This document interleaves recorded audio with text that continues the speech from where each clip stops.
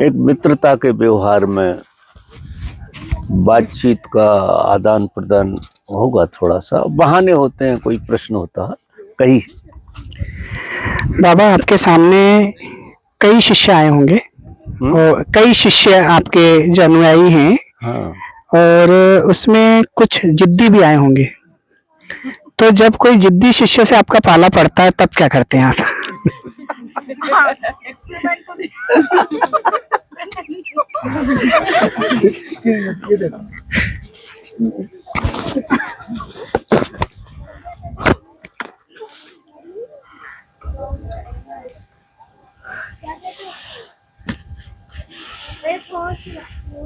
देखो, ये जो धर्म का काम है, इस दुनिया का सबसे कठिन काम है। ये सरल नहीं है।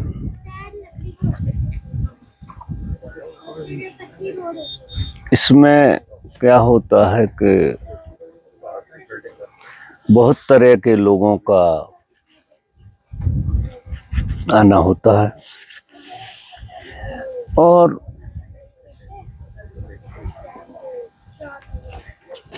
लोग अगर धर्म की तरफ आ रहे हैं तो निश्चित ही अपनी बीमारी से बीमार तो हैं ही। बिना बीमारी के डॉक्टर के पास कौन जाएगा? तो बीमारी होती है और जायज होती है। जैसे लोग आते हैं और सभी तरह के लोग आते हैं, लेकिन क्या होता है कि यहाँ तक आते आते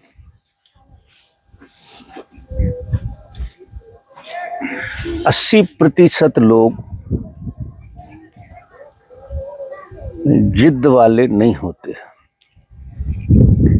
और 20% वाले लोग थोड़े जिद्दी होते हैं। उनकी वजह से बड़ी बातें भी होती हैं। सच पूछो तो बातें सीधे आदमी की वजह से तो हो ही नहीं सकती। बातें जो होती हैं, हमेशा थोड़ा सा टेढ़ा आदमी होता है, जिद्दी होता है।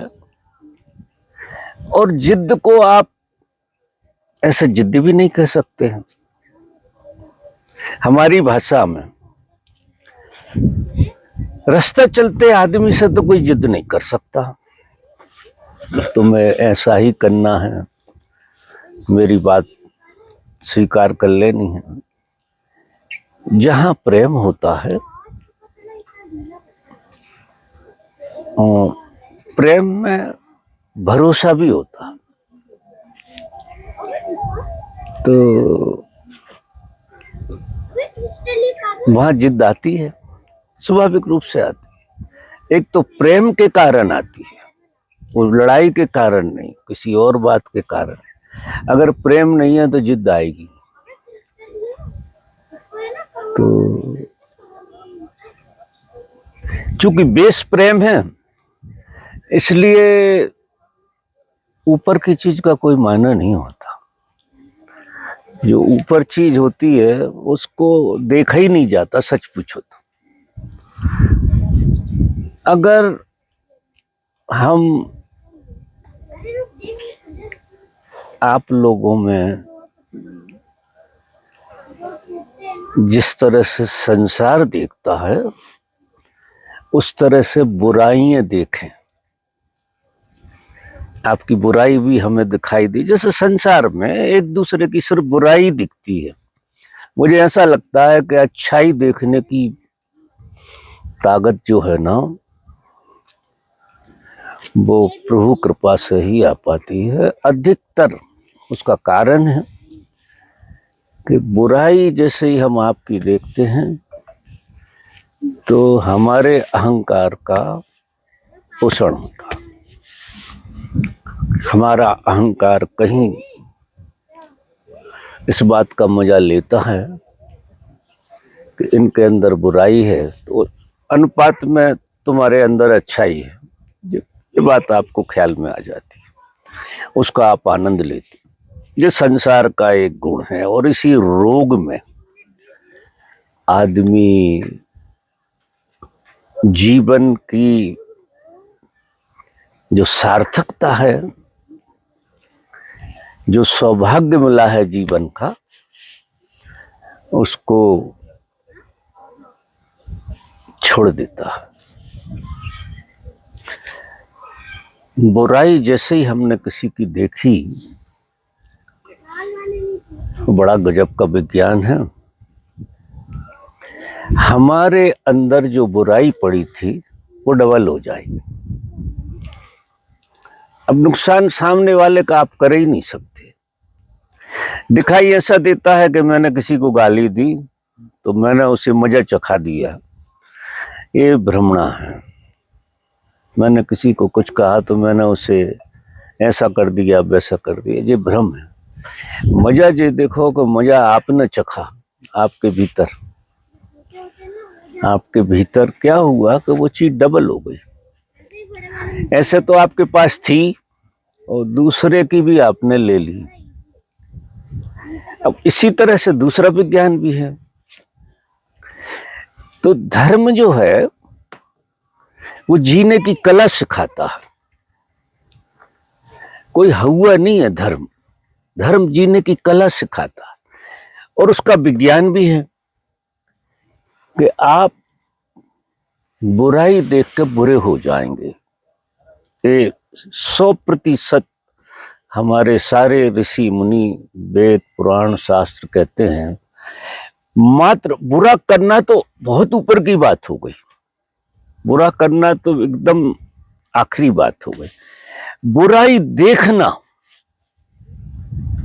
अगर आपने बुराई देखी तो आपने बुराई अर्जित की, चाहे फिर वो परिवार के लोग हों, चाहे मित्र हों, चाहे भक्त हों और चाहे गुरु हों।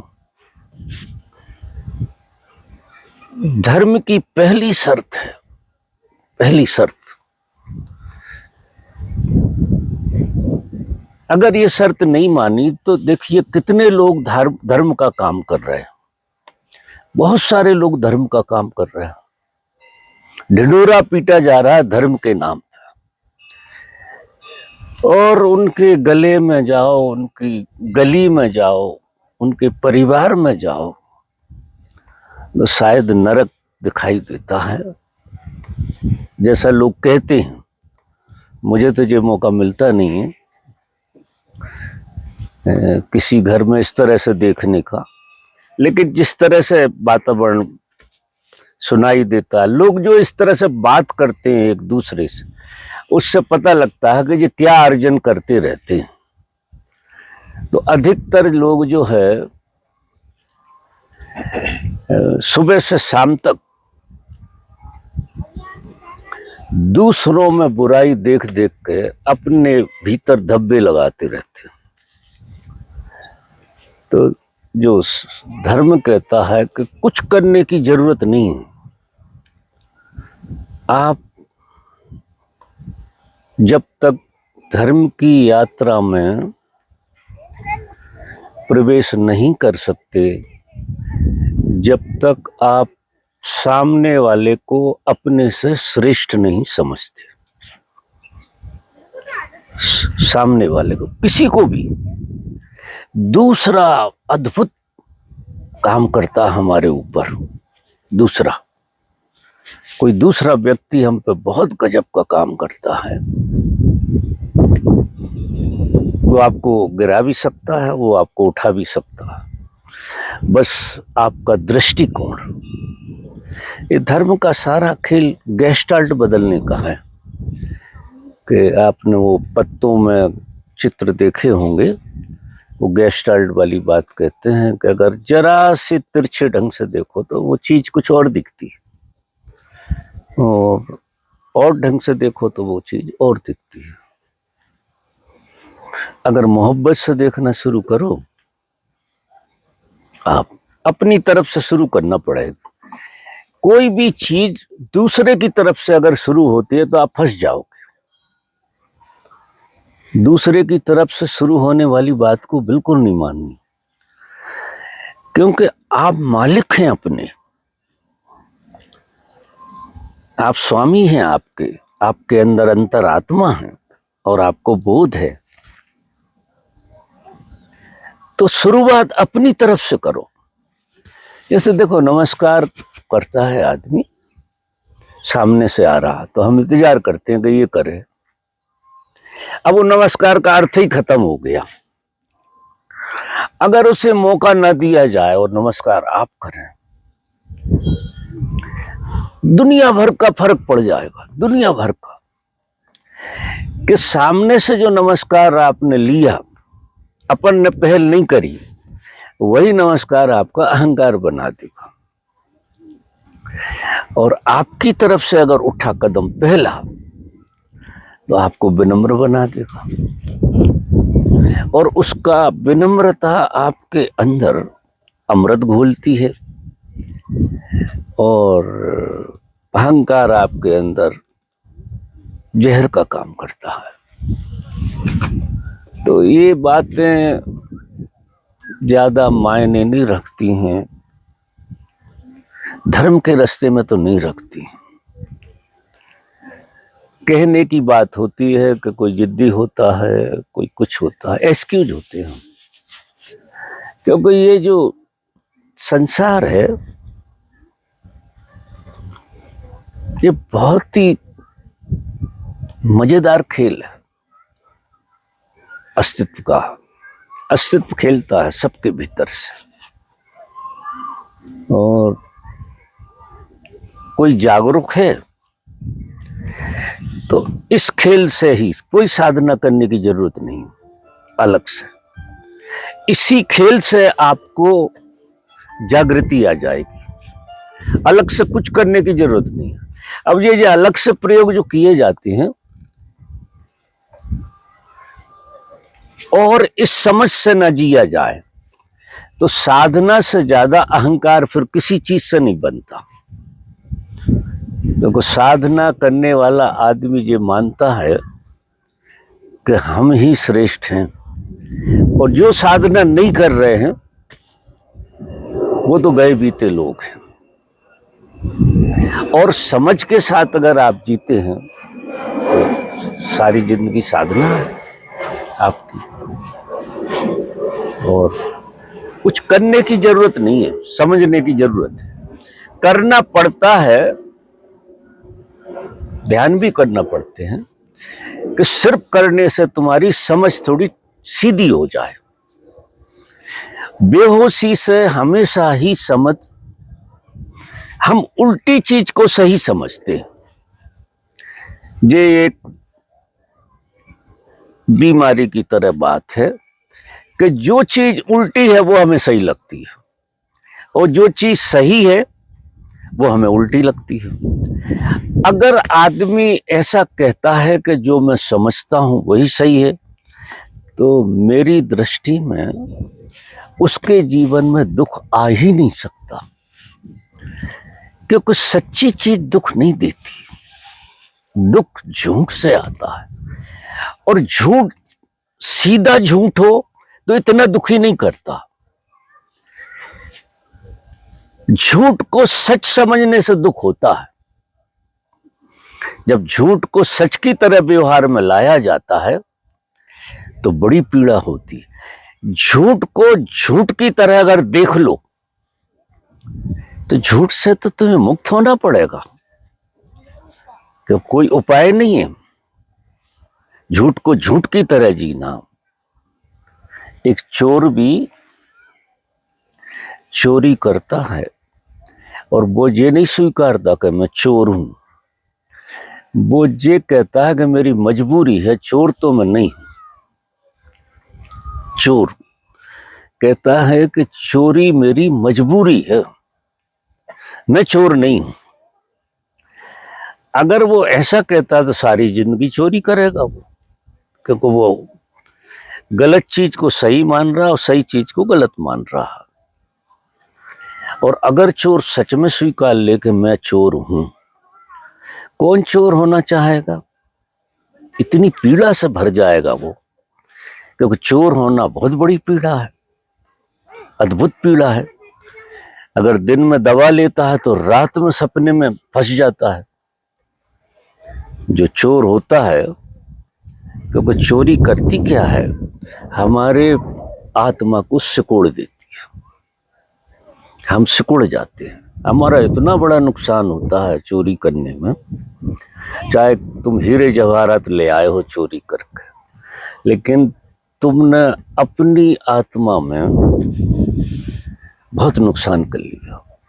तो ये सारे नुकसान के धंधे, इसलिए महापुरुष कहते हैं कि वो इसलिए नहीं कहते कि चोरी तुमने कर ली तो पाप हो गया। वो बड़ी वैज्ञानिक बात कहते हैं कि चोरी करने से आपकी आत्मा सिकुड़ जाती है, वो बड़ा भारी नुकसान होगा, वो पाप हुआ। उस तरह से अब अपन ऐसा कहते हैं कि चोरी करना ही पाप है।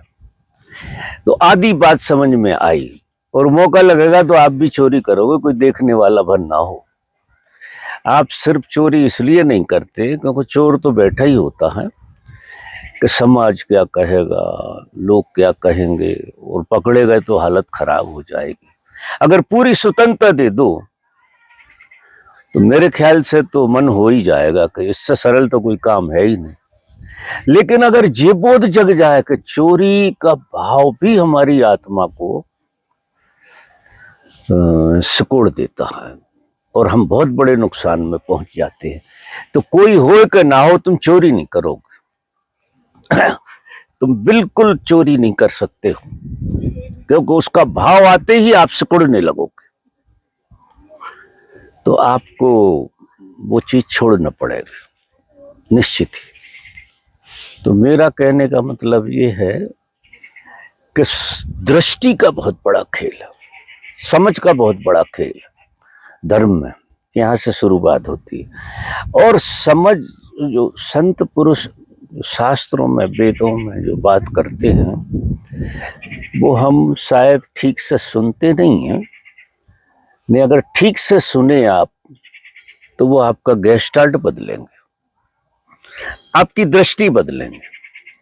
क्योंकि आप तो बहुत बढ़िया हो, मजा ये देखो, आप अपने में अगर खराब होते तो जीना मुश्किल हो जाता। कोई व्यक्ति इस जगत में खराब नहीं है, कोई भी व्यक्ति, एक भी आदमी खराब नहीं है इस जगत में। सिर्फ नासमझी है, और नासमझी है बेहोशी की वजह से। जैसे एक आदमी शराब पी लेता है, उसका व्यवहार बदल जाता, वो कुछ और ही व्यवहार करने लगता। क्यों करने लगता है? कि मादकता आ गई, उसने विवेक को सुला दिया। आदमी खराब नहीं है, मादकता ने विवेक को सुला दिया और उससे गलतियां होने लगी। वो फिर उल्टा ही उल्टा, क्योंकि उसे दिखाई वो दे रहा है, जो गलत है वो उसे सही दिखाई दे रहा है। एक शराब अहंकार की है, जो हर मनुष्य ने पैदाइशी पी कर रखी है। तो वो शराब के कारण भी विवेक सो जाता। तो तुम ये नहीं देखते कि विवेक सोया है, इस वजह से ये आदमी खराब लग रहा। तुम ये देखते हो कि ये आदमी ही खराब है। अब अगर आदमी ही खराब है तो उसका इलाज नहीं हो सकता। फिर तो अगर आदमी खराब होता तो कभी इलाज नहीं हो सकता। खराब कोई होता नहीं, उसका विवेक सो गया है। इतनी भूल हुई है कि उसका विवेक सोया है, और विवेक के सोने में उससे जो होता है उसकी वो बेचारा पीड़ा भोग रहा है। आप और कौन सी सजा दोगे? शराबी को आप माफ नहीं कर देते, क्योंकि वो जो भी करेगा उसकी पीड़ा तो भोग ही रहा है। इसी तरह से किसी का अगर विवेक सोया है तो आप उससे शिकायत से नहीं भरोगे, एक प्रेम से भरोगे कि बेचारे का विवेक सोया इसलिए जो ऐसा कर रहा। और आप तरकीब भी बताओगे तो आदमी को सुधारने की बात नहीं, विवेक को ही जगाने की बात है। और आपने आदमी को नहीं स्वीकारा तो काम तो शुरू हो ही नहीं सकता। अगर पहलू, जो मूल पहलू है वो आपको अच्छा नहीं लगा, जो मूल पहलू है, मूल पहलू में हर आदमी ठीक है, और दिक्कत यह है कि उसका विवेक सोया है। और विवेक को जगाने की सारी विधियां हैं, ये जितनी विधियां करी जाती हैं, चाहे किसी संप्रदाय से शुरू होती हों, जितनी विधियां की जाती हैं, ये सब विवेक को जगाने के लिए। और विवेक जैसे जैसे जागता है तो तुम्हारे अंदर ओरिजिनल आदमी खड़ा होने लगता है। और ओरिजिनल आदमी पहले से ही ओरिजिनल था, सिर्फ बेहोशी के कारण उसका विवेक सोया हुआ था। तो आदमी को नहीं बदलना है और आदमी को क्रिटिसाइज भी नहीं करना, आदमी की निंदा नहीं करनी, स्तुति नहीं करनी है। उसका विवेक कैसे जग जाए, वो सारा विज्ञान धर्म का है, क्योंकि विवेक ही आगे जाके परमात्मा का रूप हो जाता है। सच पूछो तो विवेक ही परमात्मा है। अगर आपका 100% विवेक जाग गया तो ये जगत पूरा आपको बिल्कुल अलग तरह से दिखाई देने लगेगा। ये ऐसा तुम मान रहे थे, ऐसा ये जगत है ही नहीं। ना तो तुम्हारी पत्नी पत्नी बचेगी, ना बच्चे बच्चे बचेंगे। जब मोह टूट जाएगा, लोभ टूट जाएगा, भय टूट जाएगा, ये सारी चीजें अज्ञान के कारण आप जी रहे थे, तो आपका बोध जगेगा। और जब बोध जगता है तो यहाँ परमात्मा के अलावा दूसरा आपको कोई दिखाई नहीं देगा। और ओरिजिनल में सब वही है, सिर्फ विवेक का फर्क पड़ गया है। तो विवेक को किस तरह से जगाया जाए उसका खेल है। तो कौन क्या है इसका ज्यादा मूल्य नहीं है। तो आप कहते हैं कि किस ढंग से डील करेंगे, डील करने जैसा तो कुछ है ही नहीं। बस बात करते करते, मोहब्बत में बैठते बैठते, ये मोहब्बत बड़ी चीज है, बड़ी ऊंची चीज, सबसे ज्यादा ऊंची चीज है मोहब्बत। और शब्द जो है ना, साधन है मोहब्बत को एक्सप्रेस करने का। तो अगर आपके शब्द ठीक से मोहब्बत एक्सप्रेस करेंगे तो जो जिद्दी बच्चा है उसकी जिद खत्म होने लगेगी। उसे ये नहीं कहना कि तू जिद छोड़ दे, अगर ये कहा तो उसे और जिद पकड़ेगी। क्योंकि आपने देखा होगा छोटे बच्चे थोड़े दिन तक तो हमारी बात मानते हैं, और जब हम कुछ कहते तो मना ही करेंगे। हम कहेंगे इधर बैठ, वो उधर बैठेगा, क्योंकि इससे अहंकार का जन्म होता है। इसी चीज से अहंकार का जन्म, हम जब किसी चीज को नकारते हैं तो नकार से अहंकार का जन्म होता है। तो हम कहते हैं कि देखो हमने तुम्हारी नहीं मानी, तो एक अहंकार का जन्म होता है, वो स्वाभाविक रूप से ऐसा है। लेकिन बहुत मोहब्बत से जब हम बच्चे को कुछ कहते हैं तो वो बात मान लेता है, बहुत मोहब्बत से। मोहब्बत बच्चा भी समझता है और बूढ़ा भी समझता है। पत्नी जिद करती है, ज्यादातर तो पत्नियां जिद करती हैं। और अगर आपको सच में कला आती है और मोहब्बत का आपके पास थोड़ा सा खजाना है, तो सबसे पहले तो आपकी पत्नी जिद छोड़े। बाबा मेरी बिल्कुल नहीं करती हूँ, कैसे जिद करना सीखा? क्या? मेरी पत्नी बिल्कुल भी जिद नहीं करती। सौभाग्यशाली हो कि आपकी पत्नी जिद नहीं करती। अगर किसी की पत्नी जिद नहीं करती तो वो पत्नी है ही नहीं। क्योंकि पत्नी और जिद जो युगपद पैदा होते हैं एक साथ। मेरे को भी शक होता है कभी कभी। मैं तो खूब करती हूँ पर समझते ही नहीं है। क्या बोल रही हैं आप? मैं खूब जिद करती हूँ पर ये समझते ही नहीं है मेरी। क्या बोल रही वो हैं? बोल रही मैं तो बहुत जिद करती हूँ, उनके हस्बैंड सुनते नहीं है, पर वो जिद करती हैं? ये जिद करती है बहुत, लेकिन वो सुनते नहीं है, बोले वो जिद पूरी नहीं करते, समझते नहीं। कौन किसे समझता है? देखो, इस संसार की जो पीड़ा हम आपको बताएं, और खासकर रिश्तों में जो पीड़ा है, अक्सर देखा गया है कि मुझे 25 साल हो गए, तुम मुझे समझ नहीं पाए। पति देवता भी यही कहते हैं कि 25 साल से अपन साथ हैं, फिर भी मुझे लगता तुम मुझे नहीं समझी। पति देव भी वही कहते हैं कि मैंने क्या नहीं किया तेरे लिए, क्या क्या नहीं किया, लेकिन एक बार तो समझ लेती मुझे। तूने ठीक से मुझे समझा नहीं। अब देखिए,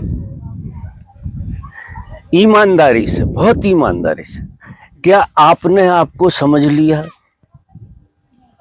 और जिसने खुद को नहीं समझा वो किसी दूसरे को समझ ही नहीं पाएगा।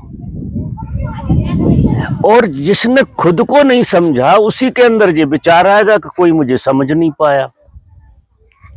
अगर वो सच में खुद को समझ गया है तो ये ख्याल ही नहीं उठेगा कि कोई मुझे समझ क्यों नहीं रहा। ये बीमारी खत्म हो जाएगी। इसलिए मैं कहता हूं कि धर्म का पूरा खजाना समझ में घुसा हुआ है। अब इस समझ से जिए आप, तो सबको माफ करिए और ईमानदार होइए कि आपने खुद को समझ लिया क्या? सच में आप अपने से राजी हैं क्या, या दूसरों से राजी करवाते रहते हैं और दूसरा राजी नहीं होता तो दुखी होने लगते? अब ये दुख और सुख इतनी झूठी और नासमझी की बातें हैं, दोनों ही, सुख भी और दुख भी।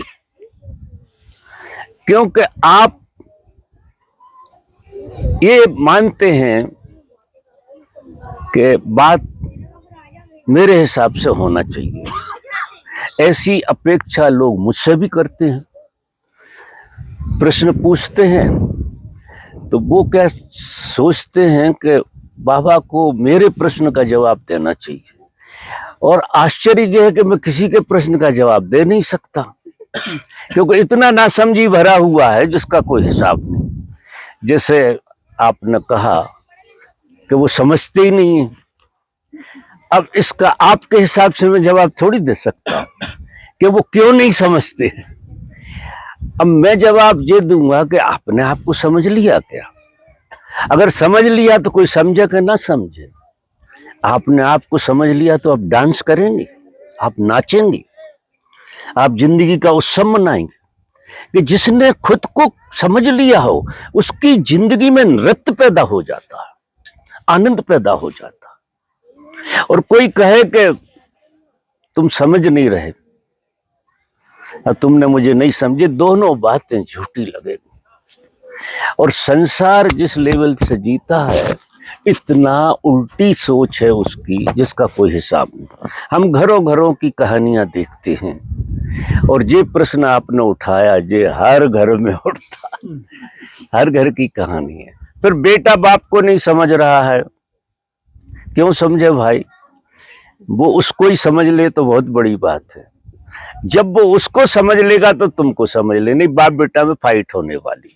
और पीड़ा यही है पिताजी की कि सारी जिंदगी लगा दी हमने और बेटे ने ठीक से हमें समझा नहीं। और बेटा जब बड़ा होता तो वही सोचता पिताजी समझे ही नहीं पा रहे, मुझे ठीक से नहीं समझ पा रहे, और ऐसे झगड़े चलते रहते। इसका एक विज्ञान है। एक और बात मैं आपको बताऊं, इसका बड़ा गहरा विज्ञान है। सभी रिश्तों में और जिंदगी में भी जो परम विज्ञान है वो ये है कि यहाँ इस जगत में कोई भी व्यक्ति, जो संसार का जगत है उसमें, किसी दूसरे के लिए कुछ नहीं करता और कर भी नहीं सकता। मजा जी देखो, कोई किसी के लिए नहीं, पति पत्नी के लिए नहीं, बाप बेटे के लिए नहीं, बेटा बाप के लिए नहीं, किसी रिश्ते में कोई किसी को कुछ करता नहीं है जो उसे भ्रम रहता कि वो कुछ करता है। जैसे आप बच्चे पढ़ाते हैं, होनहार बनाते हैं बच्चों को, आप बच्चों के लिए कुछ नहीं कर रहे हैं, आप आपके पिता होने के अहंकार के पोषण के लिए कर रहे हैं। अब देखने में ऐसा लगेगा कि आप, और दुनिया कहेगी कि आप बच्चों के लिए कर रहे हैं, लेकिन सत्य ऐसा नहीं है। सत्य ये है कि हर आदमी जो भी जिसके लिए करता है वो अहंकार के पोषण के लिए करता है। फिर वही बेटा जब बाप बन जाता है तो पिताजी को जो बाप का आदर दे रहा था वो नहीं दे पाता, क्योंकि वो खुद बाप बन जाता है। तो पिताजी को धीरे धीरे पीड़ा होने लगती है, क्योंकि पिताजी किस वजह से कर रहे थे कि वो बाप होने का एहसास कराता था बेटा, और ये कोई किसी को कुछ होने का एहसास कराता, उसी की दम पे सारा धंधा चलता है। सारा वो एहसास कराता था पिता होने का, और उसका आनंद आप ले रहे थे। उसने बहुत आनंद दिया आपको पिता होने का एहसास कराने का। अब वो बड़ा हो गया तो उसने पिता होने का एहसास कराना कम कर दिया, और आप कहने लगे कि बेटे का ध्यान मेरी तरफ बिल्कुल नहीं, क्योंकि वो बाप होने का जो एहसास करा रहा था वो कम पड़ गया। ठीक ऐसा ही बेटे का होता, पत्नी की हालत भी यही होती है, बिल्कुल ज्यों की त्यों होती है। तो पत्नी को आप बहुत सुविधाएं देते हैं, सुरक्षा देते हैं, श्रृंगार देते हैं, सब कुछ देते हैं। इस वजह से देते हैं कि वो आपको पति होने का एहसास कराती है। और आपको लगेगा कुछ भी, जो मेरी बात समझ में बैठे ना बैठे मैं नहीं कह सकता हूं, आप उसको पति होने का आनंद देती हैं। किसी दिन आपने उनको पति होने का आनंद नहीं दिया, उसी दिन बिगड़ जाएगी, उसी दिन रिश्ते में खटास आ जाएगी, क्योंकि आप थोड़ा हटके जीने लगे और पति होने का एहसास नहीं करा रहे आप उनके लिए, तो तकलीफ हो जाएगी। उसी दिन झगड़े शुरू हो जाए। झगड़े होते किस लिए? इसीलिए होते हैं कि जो रस था, जो पत्नी जो पति के लिए करती है, वो एक पति को एक रस की तरह काम करता था, और वो रस था उसके पति होने का ईगो। और पत्नी का भी ऐसा ही था। जब पति बहुत कुछ करता है उसके लिए तो वो पत्नी होने का आनंद लेती है। जब ध्यान देती है तो उसकी अस्तित्व को जीती है, वो पत्नी के अस्तित्व को जीती है, उसका उसे मजा आता है। और जैसे ही पति ने पत्नी के अस्तित्व को जरा भी ठोकर मार दी, उसे झुठला दिया कि कहीं और जगह से आ रहे हैं, कुछ और बात हो रही है, तो देखो आप शादी बेकार हो जाएगी, लगेगा आपको कि जिंदगी बेकार हो गई। एक दिन में बिगड़ जाता है ये सारा खेल। और उसका विज्ञान ये है कि आप ये भ्रम छोड़िए, अगर सुखी जिंदगी जीने हैं तो आप ये भ्रम छोड़िए कि आप किसी के लिए कुछ करते हैं। और जब आप किसी के लिए कुछ नहीं, जे मैं ये नहीं कह रहा हूं कि ये मनुष्य की कमजोरी है, ये परम सत्य में से है कि कोई इस जगत में किसी के लिए कुछ कर नहीं सकता है। जो भी करता है वो अपने अहंकार की पूर्ति के लिए करता है, और जहां जहां से उसका अहंकार की पूर्ति खत्म हो जाती है वहां वहां उसके रिश्ते बिगड़ते हैं। जहां तक अहंकार की पूर्ति होती है सब कुछ ठीक चलता है, समझौते चलते हैं, फिर पूर्ति करते हैं, फिर टूटता, फिर पूर्ति, ये खेल चलता रहता। अगर किसी को जो समझ बैठ जाए कि ये मामला इस तरह का है, तो वो तय कर लेगा कि मैं भूल कर रहा था। मैंने ईमानदारी से, वो गौर से देखेगा, बहुत गौर से देखेगा कि मैंने पत्नी के लिए सच में कुछ किया था। तो एक जगह पे जहां उसने पति होने का एहसास करने का जो रस न लिया हो, ऐसी एक भी जगह नहीं मिलेगी। आप चाहे सिंगारते हो, चाहे सुविधा देते हो, चाहे कुछ भी करते हो, उसके पीछे जो रिश्ते चलते हैं, जो जिंदगी पूरी चली जाती है, 70, 80, 90 साल की उम्र गुजर जाती है, वो पति होने के एहसास के कारण होता है। रिश्ता तो होता ही नहीं। आप आश्चर्य करोगे, रिश्ता बनता ही नहीं, हो बन भी नहीं सकता, क्योंकि कोई तुम्हारी पत्नी कैसे हो सकती है? ये इतनी बेहूदी बात है जिसका कोई हिसाब नहीं, कि कोई तुम्हारी पत्नी, जब शादी नहीं हुई थी तब आपका प्रेम एक लड़की से हुआ था, एक लड़की से जो प्रेम हुआ था, वो सच में शुरुआत बड़ी अच्छी थी, होती है, क्योंकि आपने प्रेम जीवन से किया था। लड़की एक आपकी जरूरत भी थी और एक जीवंतता थी, एक अस्तित्व था। फिर वो धीरे धीरे आपकी पत्नी हो गई।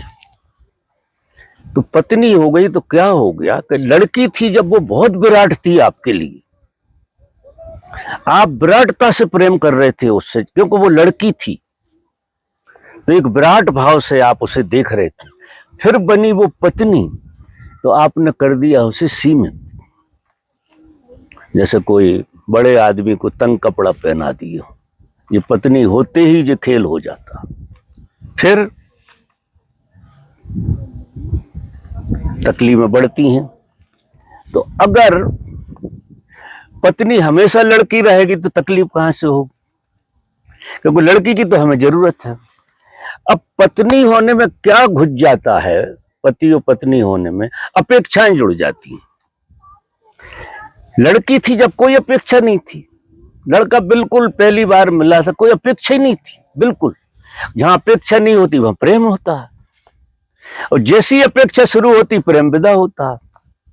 धीरे धीरे करके पति पत्नियों के बीच में इतनी अपेक्षाएं जुड़ जाती हैं कि अपेक्षाएं ही रह जाती हैं, पति पत्नी जैसा कुछ बचते नहीं। अपेक्षाओं का इतना ढेर लग जाता है, और अपेक्षाएं कोई किसी की पूरी कर नहीं सकता, वो अनंत होती हैं, एक थोड़ी होती, अनंत होती है। पहले इस वजह से होती है।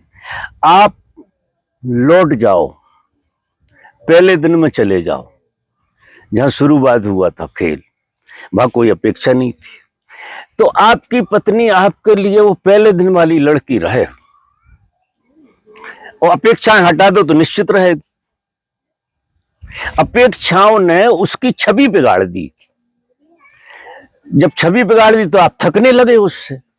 पहले दिन बिल्कुल नहीं थके थे, फिर थके। अब देखो, लड़की आपको जरूरत है, मजा देखो, बिना लड़की के आप जी नहीं सकते हो, और पत्नी में से लड़की गायब हो गई अपेक्षाओं के कारण, तो आपको पीड़ा हो रही है, कलह हो रही है घरों में।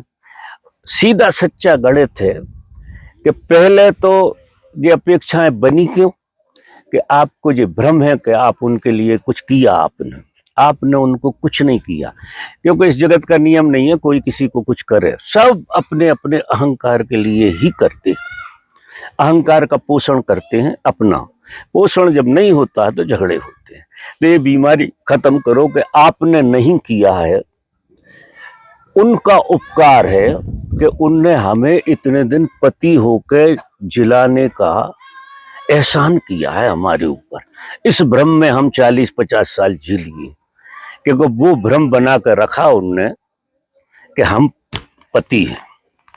इस वजह से ऐसा ही का ऐसा खेल उनका। तो क्या होगा, शिकायत बंद हो गई और धन्यवाद शुरू हो गया। अब शिकायत आपकी बंद हो जाएगी, ये सारी फालतू की बातें आपकी खत्म हो जाएंगी। और आपको उपजेगा हर रिश्ते में धन्यवाद। हर रिश्ता जब तक आदमी स्वयं के बोध को नहीं जी लेता है, स्वयं के बोध को, तब तक उसको हर रिश्ता जिला रहा है। और रिश्ते ना हो और परमात्मा ना हो, परमात्मा तुम्हें मिले नहीं और रिश्ते बिल्कुल ना हो, तो तुम पागल हो जाओगे, खोपड़ी खराब हो जाएगी। जब तुम्हें तुमसे प्रेम हो जाता है, तुम तुमसे भर जाते हो, तब तुम रिश्तों के ऊपर उठ जाते हो। और जब रिश्तों के ऊपर उठ कर रिश्तों में रहते हो, तो रिश्ते कुछ और ही रूप ले लेते हैं। रिश्तों से ऊपर उठ कर रिश्ते में रहो। आप पत्नी से ऊपर उठ कर पत्नी के साथ रहो, आपको बुराई एक बार भी नहीं दिखेगी उसमें, एक बार भी नहीं। क्योंकि आप पत्नी से ऊपर उठ कर देख रहे हैं, पति से ऊपर उठ कर देख रहे हैं उसके लिए। अब ये संसार इतना सुंदर है जितना कृष्ण और रुक्मिणी का है, उससे कम नहीं है। ये रिश्ते भी इतने ही प्रिय हैं और इतना ही सही है जैसे राम और सीता का है। स्त्री पुरुष का जो खेल प्रकृति ने रचा है, ये इतना अद्भुत है, बहुत ही अद्भुत है। अपेक्षाओं से हटके ये शुरू हुआ था प्रेम के लिए। आपने पत्नी से किसी अपेक्षा नहीं रखी थी, शुरुआत तो प्रेम से हुई थी ना, प्रेम के कारण। और प्रेम खो गया। और अगर आप विज्ञान समझ गए, अपेक्षाओं का विज्ञान पूरा खत्म कर दिया आपने, पूरी मूर्ता खत्म हो गई, और ये भ्रम खत्म कर दिया कि मैंने किया, नहीं, आप पे बहुत लोगों का एहसान है आपको जिलाने में। बहुत लोग आपको जिलाने का काम कर रहे हैं। रिश्तों को हटा दो, आप पागल हो जाओगे। अब लोग कहते रिश्ते छोड़ कर भाग जाओ, ये कर जाओ, वो कर जाओ। रिश्तों के ऊपर उठ जाओ, रहो बिल्कुल वहीं। बेटे के साथ भी रहो, पत्नी के साथ भी रहो, परिवार के साथ भी रहो, लेकिन जो तुम मान रहे थे वो मान्यता के ऊपर उठो। तो मेरा कहना यह है कि खुद को पहचान लोगे जिस दिन, उस दिन सारी जिंदगी ऐसी लगेगी कि हम एक पागल खाने में जीते रहे हैं। और वही जिंदगी जब तुम अपने को पहचान लोगे तो ये लगेगा कि परमात्मा ने अनंत रूपों से हमें सहयोग किया। आदमी तो यहाँ कोई था ही नहीं, अनंत रूपों से परमात्मा पत्नी बनकर भी सहयोग कर रहा था। मजा देखिए, बेटा बनकर भी सहयोग कर रहा था। सारी पूरा गेस्टार्ट बदल जाएगा। आप इस संसार को इतना धन्यवाद दोगे, इतना धन्यवाद दोगे। और अगर आपसे कहा जाए कि ये संसार कैसा बनाया जाए, तो आप ऐसे ही कैसा बनाओगे, क्योंकि इसमें भूल चूक बिल्कुल नहीं। ये बिल्कुल अपनी जगह पर सही है।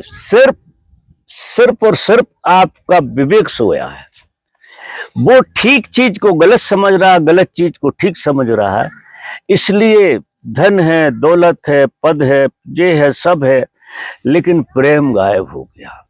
और प्रेम के बगैर जीवन अधूरा है, पहले दिन से भी और आखिरी दिन भी। अब यहां अगर अपेक्षा हो गई तो तुम फिर वासना के कारण जुड़ते हो, कामना के कारण जुड़ते हो, प्रेम के कारण नहीं जुड़ते। तुम प्रेम के कारण टिक ही नहीं सकते। वासना के कारण हम जिंदगी काट लेते हैं पूरी की पूरी। लेकिन अगर आप प्रेम को नहीं जियोगे तो जन्म लगेंगे इस खेल से मुक्त होने में। जब तक कोई आदमी प्रेम को भरपूर नहीं जी लेगा सही तरह से, वो मुक्त नहीं हो सकता है। उसको उस प्रेम के लिए जन्म लेना पड़ेगा, और प्रेम ही माध्यम होगा जन्म का, और प्रेम ही जो है मुक्ति का साधन है। तो प्रेम की बड़ी बलिहारी है। प्रेम सिर्फ वासना तक सीमित हो गया तो ये दुनिया भर की चीजें पैदा हो गई, ये जो दुख और तकलीफें होने लगी। नहीं तो जीवन में तो इतना रास है, वो तो रसों बेसा है। कृष्ण जैसा रास रचाते हैं, ऐसा एक रास है जीवन, इसमें बुराई कहीं है ही नहीं। अद्भुत तरीके से नाचो, गाओ, भाव भंगमा में जियो। धन्यवाद दो परमात्मा को, जो भी पैदा होने से आज तक तुम्हें मिला उस सबको धन्यवाद। दूसरी विद्या से मैं कह रहा हूं कि कोई किसी को कुछ नहीं करता है, वो समझने की बात है। और जब ये विज्ञान समझ लोगे तो इससे क्या अहंकार का जन्म होता और टकराहट भी होती कि मैं तुम्हें करता हूं कुछ और तुम मुझे उतना नहीं करते, यही तो पीड़ा है। मैं वो करता हूं, तुमसे ज्यादा करता हूं तुम्हें। जो कीले ही हटा दो कि तुमने कुछ किया नहीं है, तुम्हारे अहंकार का पोषण किया, और उनने भी किया, वो अपने अहंकार का पोषण किया।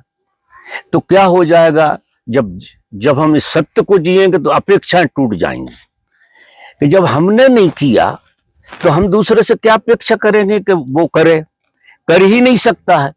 सब अपनी अपनी जिंदगी जी रहे हैं, तो मैं भी नहीं कर सकता। वो अब अपेक्षाएं खत्म हो गई। अपेक्षाएं जैसे ही खत्म हो जाती हैं तो प्रेम फिर पल जाता, प्रेम के बीच फिर फूट जाते हैं और आप प्रेम की जिंदगी जीने लगते हैं और बड़ा आनंद आता है प्रेम की। और शुरुआत हुई थी प्रेम के कारण और अंत भी होगा प्रेम का।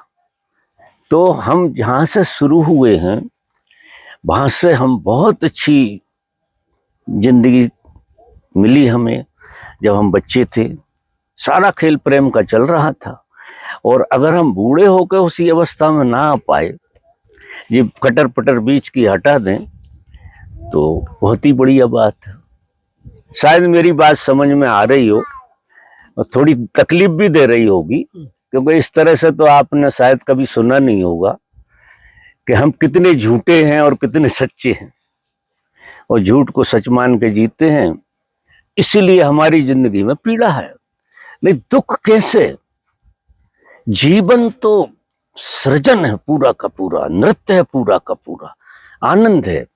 एक सांस सांस से आनंद से भरना चाहिए हमें, और ये सब विकार हट जाए तो अपनी सांस का आनंद बहुत आएगा आपको।